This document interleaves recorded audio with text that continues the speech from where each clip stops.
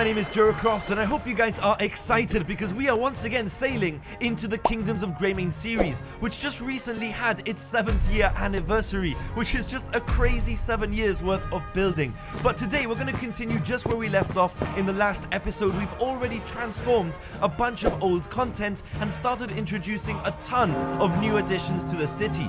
But guys, after today's episode, Kingdoms of Greymane will never be the same again. I have some really daring and exciting new content to build and discover with you guys. So if you're ready, just sit back, relax and enjoy, and let's begin today's epic Minecraft adventure.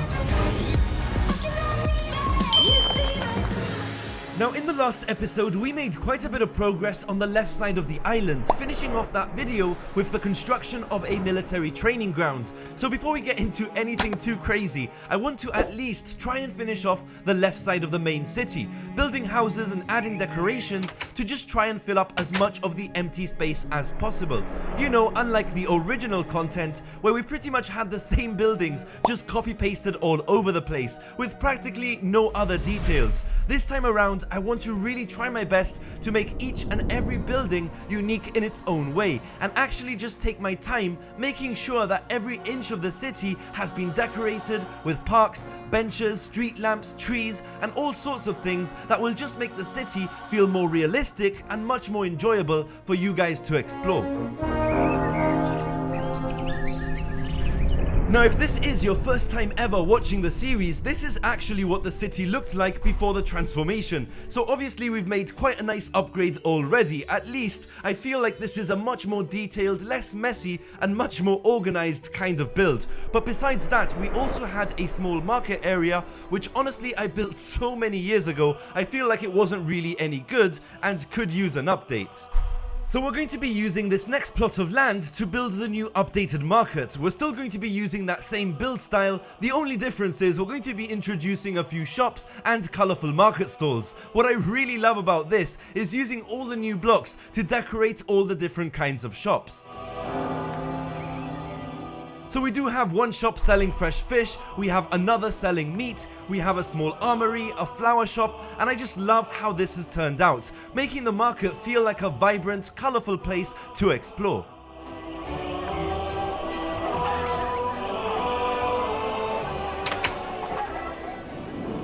Right guys, now this is starting to look a lot more like a functional city. My only concern is I don't want to make the city feel too repetitive, which is why for this next plot of land, I'm going to attempt building the city's main town hall. This is going to be a much larger feature building and could be a place for city officials to meet and just make announcements to the townsfolk. I also thought it would be a really cool idea if we built a clock tower right at the top of the building. I mean, obviously I prefer having a variety of buildings as opposed to just having the same houses built all over the place. Now seeing as this is such a large building, I don't really want to leave the interior completely empty, so I've decided to build a small council room as well as some storage space on the first floor. I mean, obviously there's a lot of empty space to cover, so it can get a bit tricky trying to come up with the best solution for this interior. So I've decided to just decorate the second floor with paintings and artifacts, kind of like a small museum, which I think will work just fine. I've also just about managed to squeeze in a staircase leading up to the third floor, where we can build a small living quarters, possibly for someone important like a lord, a master of coin, master of ships, you get the idea. But essentially that's practically the entire town hall fully decorated. Right guys, it is now time to move on to the craziest of transformations, and I say crazy because this next transformation could destroy the entire Kingdoms of Greymane project as we know it. Now I don't know if you guys have noticed, but this entire island is actually completely surrounded in one giant square border, which is pretty much what was left over when I first created this map. And this just makes the island seem very square looking and just unrealistic. So I've actually opened the project on World Painter for the first time in years, and what we're going to attempt to do is redesign the landscape while trying to avoid basically placing a mountain on top of a house. I mean, can you just imagine after all this hard work having destroyed a 7-year project? No. So I've actually just edited around the border trying to avoid accidentally destroying anything we've built. Now, I have checked this island thoroughly just to make sure nothing got destroyed in the process, but surprisingly everything seems to be working just fine, except for a couple of wonky looking shipwrecks and ocean monuments, which somehow must have surfaced after raising the ocean floor. But either way, it doesn't really matter what the landscape looks like, because we can always use World Edit to fix anything that looks weird. The point is, we've increased the size of the island, giving us a ginormous amount of free space to work with in the future. And most importantly, we finally got rid of that box-looking shape that surrounded the island. Now, with this done, we're going to need an even bigger map in order to accommodate this new island. And yes, I know what you must be thinking, Jeracraft, you've already transformed this room 1,000 times. But honestly, I just really love being able to see all the progress we've made, so I'm going to get it done either way. I had to make so much space for this new map, I actually broke through the ceiling and almost punched my way down into the sewers. But like I said, I really want to get this done, so we can fix that later on. But I must have spent hours upon hours just decorating this room, and seeing as the map covers so much space, I've decided to create several viewing platforms. So of course you can always view the map from the ground level, but if you do want a better view, you can head through this archway and up some stairs to a second viewing platform. And if that's not enough, you can continue even further upwards to a third level, which features a small bridge connecting from one side of the room to the other.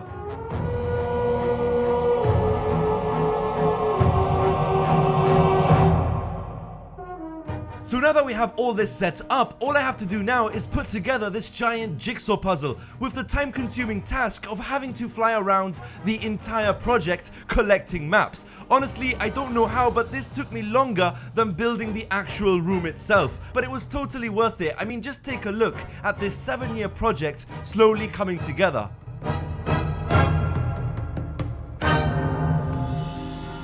Right guys, so now we can focus on the next biggest issue I've had with this project, which is the fact I have no idea what to do with this front river and dockyard, which can be found in front of the city. I mean, you can still see some of the old content, which frankly is just really outdated and overall messy looking. Not only that, but this was supposed to be a place where ships can dock and drop off goods, but there's not even enough space for the boats to even pass, let alone dock. So I've decided to recreate this entire area, and yes, some of you might just have your jaw drop to the ground right now, but don't panic, we are gonna get this fixed in today's episode. I mean, this was an incredibly demanding task to achieve. I had to get rid of entire mountains and re-terraform the landscape in order to create a river large enough to build the new dockyard.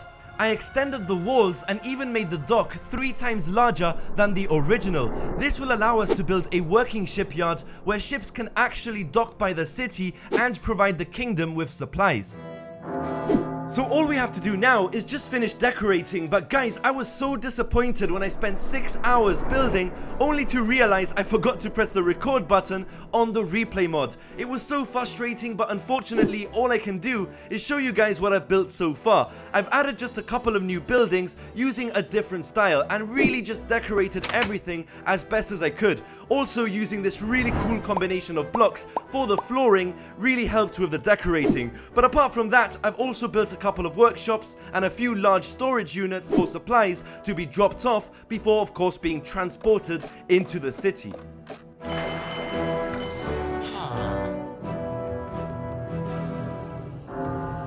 I've pretty much finished building the entire left side of the city docks. Obviously, I wasn't going to add any buildings in front of the gate, so instead I filled up the empty space with a fancy looking walkway along with some park benches, flower pots and street lamps. I wasn't even planning on building the entire dockyard in one episode, but seeing as I failed so badly on that last replay, I felt like I just had to get this done once and for all.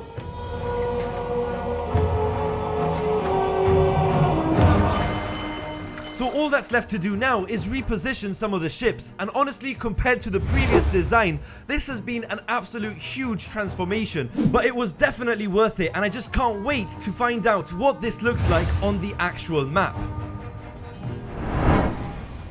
So this is the previous version, and this is what it looks like with the newly transformed river and dockyard. I mean, I don't know why I love this map so much, but you know it's bad when you spend more time looking at the map than the actual build itself. But I just love being able to see this entire project in just one big empty room.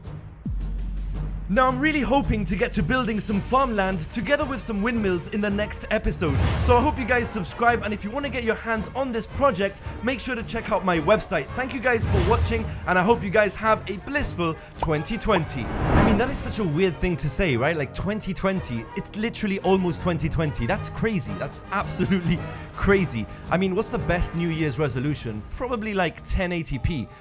That was such a bad joke.